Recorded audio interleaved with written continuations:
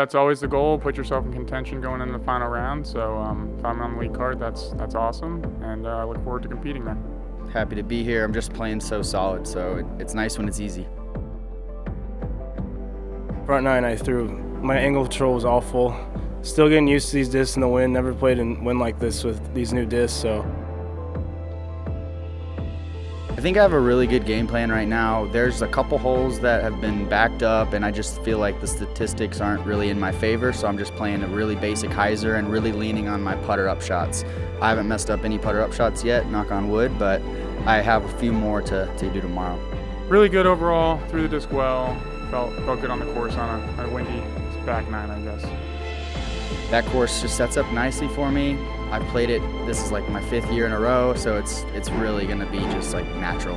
I mean, just throw the disc how I've been throwing it, trust my backhand and my sidearm, get myself in position to birdie, hopefully hit 16 greens again tomorrow.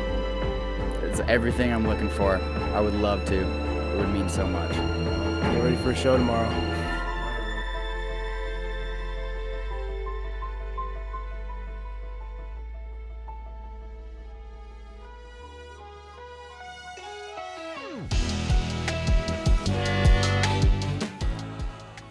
Hello and welcome to final round coverage of the 2023 Las Vegas Challenge presented by Innova. It's time to buckle our seat belts. It looks like the guys are hungry. You're watching JomezPro, Nate Sexton, Jeremy Koling, Paul Ulibarri. We've got the heavy hitters. We've got the signature course here at Wildhorse Golf Club, and we've got a great final round coming for you guys. So many storylines taking place, but I mean, just this iconic finishing course, the iconic finishing hole that is 18. We've had so many close battles. Eagle going for his alternating wins every year. We've got AB. Maybe he can finally get his first big tour win. We've got tour winner Kevin Jones, who's just had so many close, not quites. You know, he could have been a multiple-time tour winner at this point, but he is playing so well right now, and he is putting the disc in the basket. He is putting at a phenomenal rate. And Calcvin Heimburg, can he come back and win again on tour at the first place he ever won a tour event? These guys play this course so well. As AB said in the intro, 16 greens hit and 2 OBs on the other 2 holes. He was driving like a maniac in round 2. If he can repeat that, you've got to like his chances, especially the way he finished out the Millennium course during round 3. Can't wait to get into it. Don't forget about that Eagle McMahon character on that lead card too. He's looking solid. That second card's looking good too. One thing I found interesting about this particular course, being on a traditional golf course, it's not very long. It's very scoreable, not a lot of distance. More of your technical, hit your angles, make your putts. Hole 1, one of those holes, par 3, 353, out of bounds to the right. Sidearm plays well into that little hill right there. Watch out for that bunker tree just before the basket. That's pretty much it on this one. Yeah, it's been playing enough headwind. It's been tricky to work the forehand into the right, in my opinion, but certainly possible. And the straight backhand is also a really good play. The wind wasn't really supposed to be blowing that hard today, but that's not really how it played out. The wind is going to be a factor today for sure. This one flipped quite a bit. And they're just right, like you said, Nate, unable to get back up to the right, up the hill.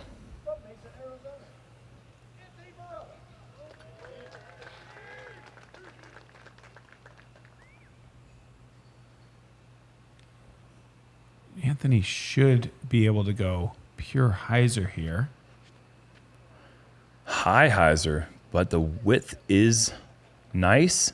Did he get the distance right? Not quite. It's that bunker tree I was talking about. You short arm it, and that makes it kind of tough.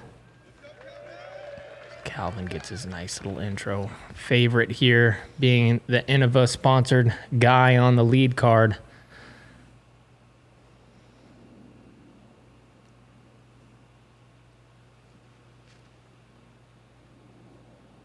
Committed, hard thrown forehand that's getting that skip, and that ground play is always kind of a roll of the dice. especially out here in Vegas.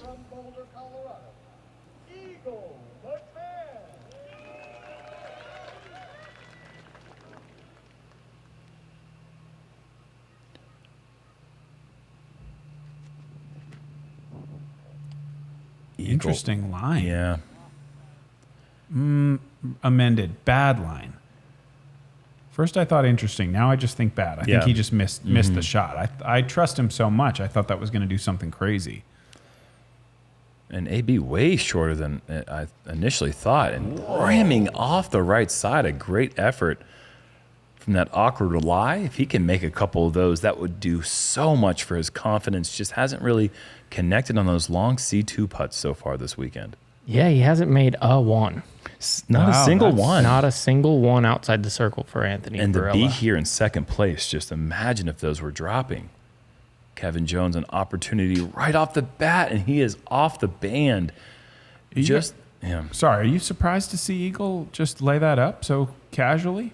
He's kind of been doing it this tournament. Yeah, but there's not a lot of wind at the moment. The flag totally dead. I would say I am a little bit surprised to see him do that. I'm not surprised by this. No, I'm not either. When Calvin's not putting low, he is in the top 5% of putters. He can, his style is very up and down at times, but he is able to get enough force that even low ceilings don't affect him, and he is dangerous from deep. One thing I will say, I think Kevin Jones caught a nice break not to roll away hitting high. I haven't seen very many people from the left part of this green as we look at the screen hit the top and not roll away. Yeah, probably fortunate to hit the band square with that nice high spin rate he uses. If it rims off or kind of skips up, you're likely going to see that roll. I agree with you. And looking at the shortest hole on the course, hole 2, it's a par 3, 270 feet with a low ceiling. Most players are going to go with a putter or a mid-range. Just going to get the ground play right here, and Calvin does not get the ground play right. Just hitting the ground too early with Anheuser, never really had a chance. I say this a lot, but I love a classic 270, 250 foot hole on. I wish we could have at least one of those on every course that we play. I think this one is sneaky tough. Yeah. Yep. I'm not really sure. I really don't even know why. I just feel like it's got enough little challenges, low branches, a little bit of a ridge or a little bit of a rise kind of in your way. That's how you do it, though, right there. Is there an out of bounds line back there? I can't remember. Left side, yeah. So Kevin got a good break off of those trees. He wasn't really in not danger. too much. Okay, Yeah. okay. But yeah, the good break he got is that he didn't go into those palms, and now he's going to have a much cleaner look. That's what I was wondering, if it was by those palms. No, it's where you see the gallery. Rocks there. check. They're check. standing in the rocks, and those rocks denote the OB line. So Kevin, with his clean look and incredible C1 percentages this week, he connects. Oh, man, his speed is so high in this wind when he's hitting center, and he can just let that fly. That's a huge advantage. And something to keep an eye on, as we've seen just from yesterday's round, when he's making his putts, they're not just barely getting over the rim, Paul. They are hitting center with force and conviction. I mean, there's just no doubt about the disc when he releases it. Yeah, I mean, you see that with Eagle, you see that with Gannon, and now Kevin this weekend. You can really kind of pick out the guys who have that putter under control. That's a solid stroke there for Anthony. And good birdies for Eagle, Anthony, and Kevin. And Calvin will take the par, and so the whole card is tied at 1 under through 2 now. One thing we're going to notice today is this leaderboard is going to have a lot of moving and shaking. We got a lot of good players within, that 5 to 6 stroke margin, and they're ahead of them. So we're going to have a lot of people challenging for that lead. Hole 3, par 3, 260, kind of in a little island. Well, not kind of. This is an island green. Take it out wide. Use the wind to kind of push your stable putter to the left side. Yeah, that OB wall there this year, that's brand new. You've never really had a nice shot from Kevin. Difficult on the distance control with that little tailwind pushing as fast as this green is. You see a lot of shots look good, but they keep gaining speed as they get to that green, and they end up sliding OB long.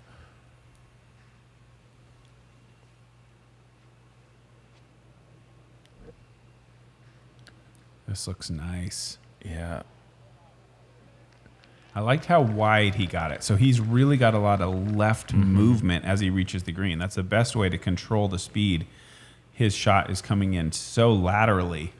And so much trust. I mean, it's just barely missing those trees right by the OB line, just barely. But that's the way to get really close. And this is it right here. Does it roll back in? We'll never know. Oh, I don't. there's a chance. Yeah. Oh, he is in bounds. What a break for Eagle. Yeah, that's huge. Anything can happen on that sidewalk. You cannot predict what might happen.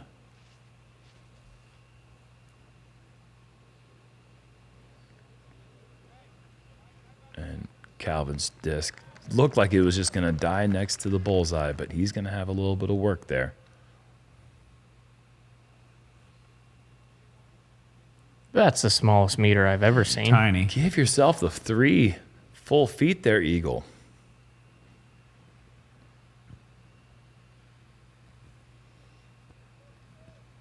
A solid effort on the elevated basket in the headwind. That's, in my opinion, the hardest putt in disc golf.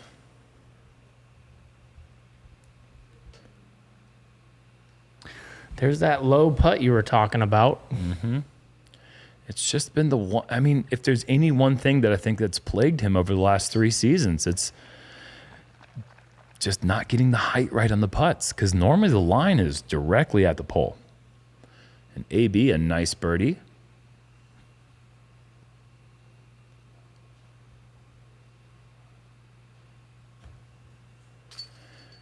And Kevin Jones has got to love being in the lead and being the last one to tap out his birdie putt, especially after seeing a couple of his card makes taking the par.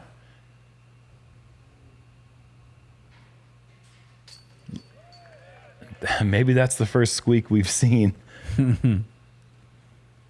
The shorter you get it on those high rises with the headwind, tougher they are, it seems like.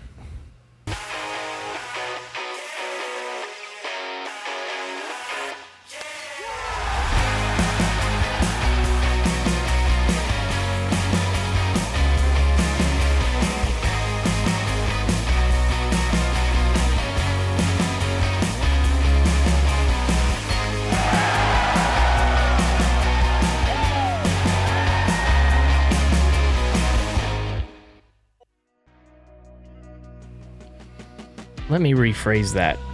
From about 20 to 15, those are kind of still tough. The shorter you get, the easier the putt's going to be. Oh, what do we got here, Nate? Hole 4, par 3, 384. OB long and way right. Triple Mando is the tricky part here, though. You have probably, 70 feet to the gate. So you got to get your line right. And that wasn't it. I mean, he does navigate the Triple Mando, but so far on that right side, going to be having a little bit of a tricky shot left, though. He did say he was liking his putter up shots. I'm guessing that's what he's going to have to go with now to save the par. Yeah, just don't hit me in the face. Anthony and just it's going to be good. Absolutely, yeah, on the trellis. Yeah, Anthony just absolutely parked this in round 2, and he's done a really good job driving it into the circle here in the final round. He'll have that for birdie. What is this, about a speed 4? Yeah, Flipping up, though. it's gonna be hard to run, but I mean he has to. I think He didn't on hole 1. you can only play that game for so long, though, it seems like. But yes, he doesn't have to run it, but I imagine at some point he's got to start taking shots. This is really turned, but I think it should stay in bounds. Oh, yeah, easily.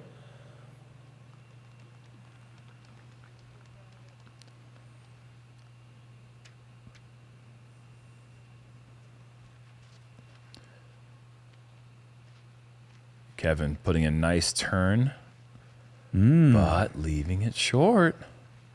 He said he's been really happy with his putter up shots. That's going to be one he'd like a little closer, though. Oh, my goodness. Wow. Okay. I guess what I was saying about Eagle running that putt was I was just thinking there's an opportunity to gain a stroke on the leader. And Calcvin takes that opportunity and slams it home. Yeah. And that's 2 times he lays it up, Calcvin runs it for the good stuff. Definitely something to keep an eye on. Clearly, Eagle will have to get aggressive at some point. Whether he does that with the driver or the putter, I suppose, remains to be seen. Huge putt right here for Kevin. And he is going to be Oh, boy. dropping 1 stroke to the field, but 2 strokes to Calcvin. And 2 strokes to Anthony. Huge putt for Anthony Barela in that situation. And that gets him to 27 under. Yeah, T leader right there.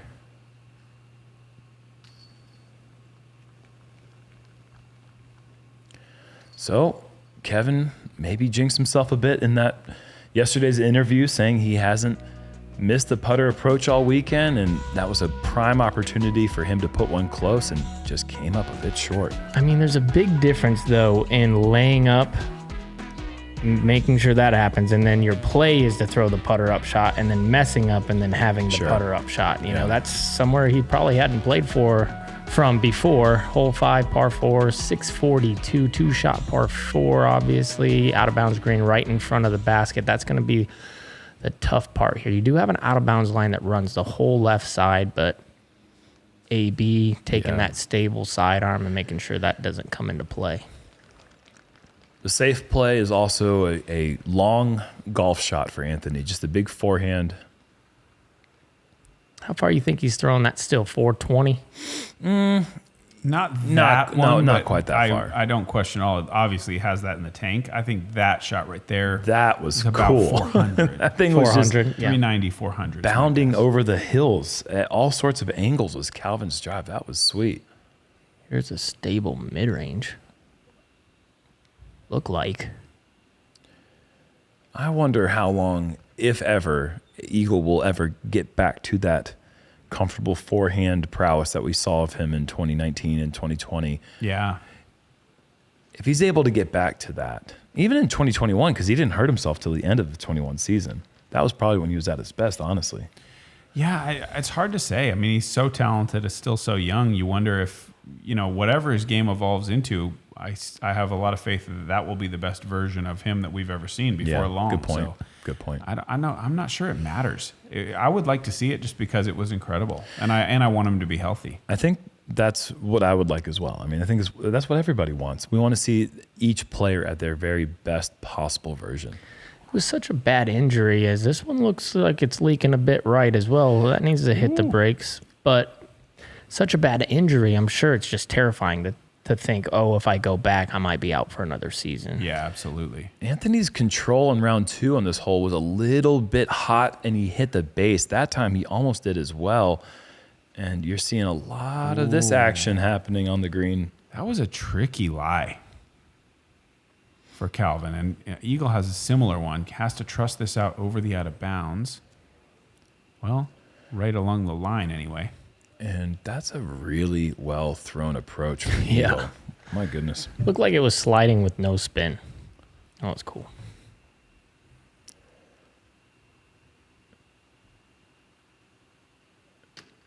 And Anthony still without a C2 make.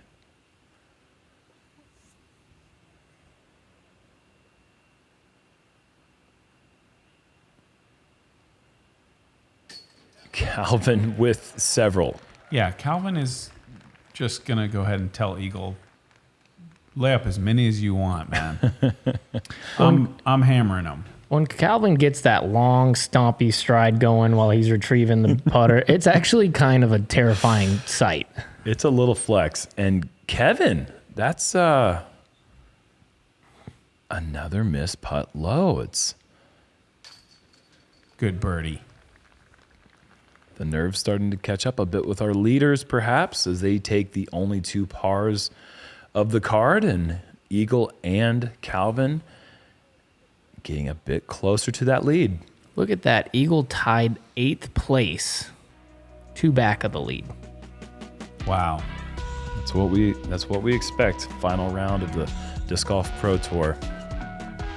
Hole 6, par 3, 222 feet, slightly downhill to the island green. If you miss this island, you've got a very scary 40-footer. I don't expect any of these guys are going to run into that problem. You'd just like to throw flat, low. Just like this. Yes, exactly like this. Burn it into that hillside. That is perfect. Let's see if anybody...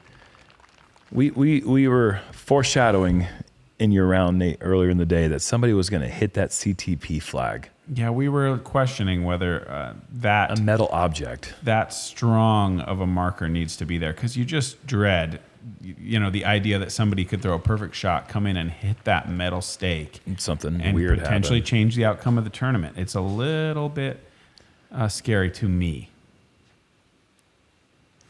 Anthony, this is drifting towards those palms. Gets past them, but needs to slow down now. Oh, we will see the out of bounds. I was hoping we wouldn't. And this is, I believe, Anthony during his... No, he did make the island in round 2. I was thinking for a second, but he did miss his putt, I believe.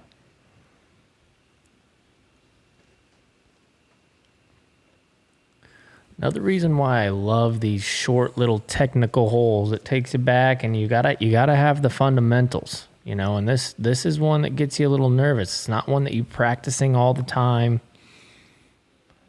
2-shot swing hole, gotta love it. No layup from Eagle here. 25, right to left. Looks shorter than it is. Yeah, solid pace.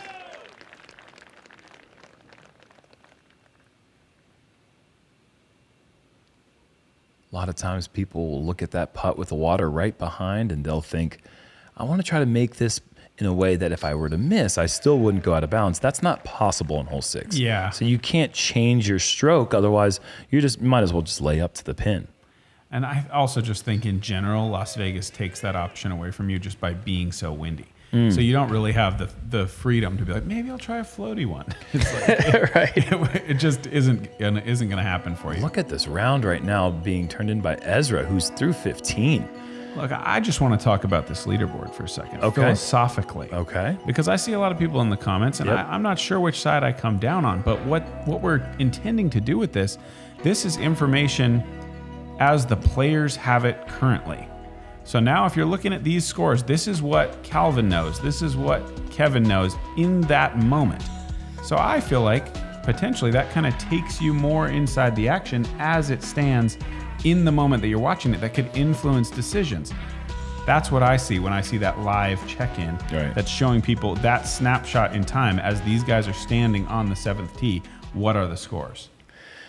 The 7th tee is a scary place to stand Yeah. because there's no inbounds area, basically. Needs to find bunker. Yeah, this is And gone. that's just airs straight out of bounds. That is going to be a difficult drop zone for Calvin. It's not difficult in practice, but it's difficult in the way that most people are going to be throwing either on the bunker or putting for eagle, and you've got to get up and down for par. Sit. And Eagle does find the bunker, but Not he's the worst result. not at all. One of the only holes we play where guys are just fist pumping a hazard sand trap. Well, because you're on the green for birdie. Putting for birdie.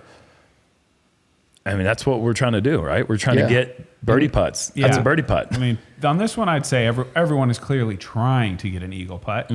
But second best option is throwing it in that penalty area. Anthony skies one, and this can't. Oh, it does. Wow. Yeah, good break to catch the top of that bunker right there. Otherwise, the drop zone is just terrifying. Here it is. Right All to you left. have is that little brown grass area next to the basket. This needs to go. Oh, no. Calvin has made it feels like a fatal error at the moment. This is going to be a 6. Brutal. Oh, he is in a... It happens so fast, doesn't it? It sure does.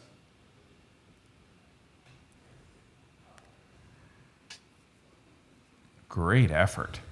Great result, too, for a miss. Yes. So that'll be a par. This for birdie. Direct headwind. Nicely done. This is one of those holes where you'd almost rather be so far in the bunker that you have to lay it up because you get to that 30-foot mark and all of a sudden you bring 7 into the equation because you're already out of bounds. If you miss at all high, like the result for Anthony's was great.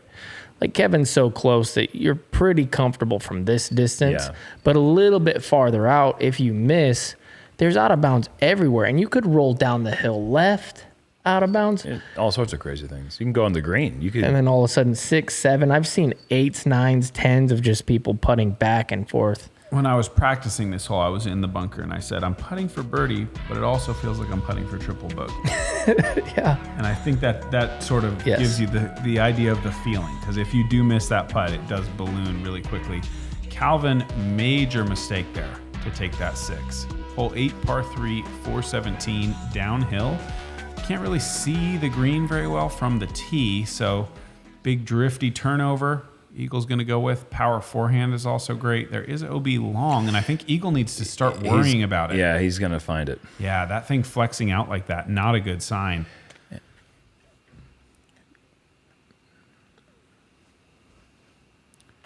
Kevin with the low flexor just over the tops of those palms. This is great. And that gets a Sit. fast, the break off the tree. I don't think that has a chance of staying in bounds on the backside if it doesn't hit that tree. That was crushed. A huge reaction off the ground. Anthony's just going to go sky high with all that power he has behind the forehand. And he's going to get there and slow down on top. Oh, they're Wow. making minis, folks. Such a power line so high up. This will be a little short, I think. Little right. Yeah, that's Not bad. Not bad. Good reaction not to skip over into those bushes on the right. He'll have an opportunity to make his already 4th outside the circle this round if that were to go in. Wow.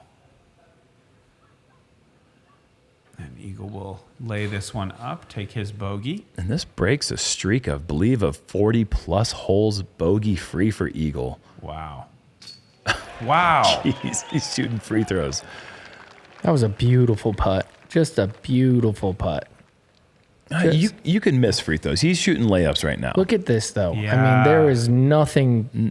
That's a perfect putt. Yeah, that is a that- perfect putt, perfect stroke on a really tough green. Put that slow-mo Right after in the double. commercial, I think, right away. So Yep. that slow-mo should be in a commercial.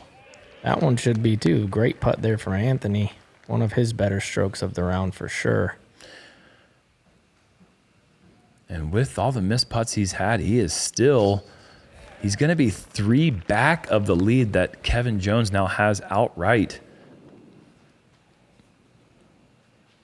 Very solid. And you see the fist bump right there. He knows that he is on good pace. Put it that way. He is on a good pace right now. The game looks solid. Basically took 2 holes kind of off, it seems like. But a couple birdies in a row now, and he's feeling good. Hole 9, par 4, 641. Straight tailwind. This is going to play short for these guys as long as they hit this gap. 2-shot hole, but with the power that all these guys have, they're looking at 200 in as an approach. 200 to 240 max. And when you're on the lead card, this is a pretty easy gap to hit normally, but Kevin, that's a big no-no. If that falls down to the right side, also known as the center of the fairway, he may have a play to the green, but if it's behind that palm, no chance. And Look at this all hyzer play. Just about 200 in from there, huh? 200, he's jumping. I know. Oh, gotcha. I'm just kidding. That was Gotcha. blasted. I mean, Yuli's saying, he's right. A big drive puts you 200 in. AB just Yeah. obliterating that like he usually does. And Calvin, no slouch himself. That's a big shot. I think Probably inside 200 as well. Yeah, that's more in the normal great landing zone, I'd say. This is pushing Oh my towards gosh. AB territory. His flight is just like it's just how a disc dreams to fly. I mean, it wants to be in the air like that. Not my discs. No. And Wow, he got to out of the How did he do that? yeah, that's so fortunate. We must have missed something because and he's going to be inside the circle putting for birdie now. Awesome. I thought for sure that he was back there in Narnia. This is kind of nice. Oh, bad shot, long, but I was going to say it's nice how wide he is. He can go straight at the basket here. He doesn't really have to swing it. To be fair, But he's that only got away from him. he's just a couple of feet away from throwing it perfect. He hit the top of the hill. Yeah. With that, I think that was a Toro. Yeah. If he just hits 5 feet lower, he's hitting a much steeper bank, and I don't think he goes out of bounds. Sure. He might even be inside bullseye. This is just circle 2. Obscene.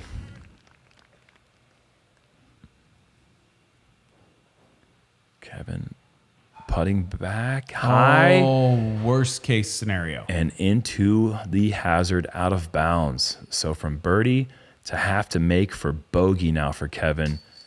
And he delivers a solid putt, but that is a 2-stroke swing by missing his line by just a couple inches. On one of the easier holes of the day, I would say. Yeah, it's the 5th easiest, I think but nearly a half stroke below par. I think pretty big mistake from Kevin, big mistake from Calvin right here. Calvin drops down to 7th place now at 26 under, 3 behind the leader now. Kevin tied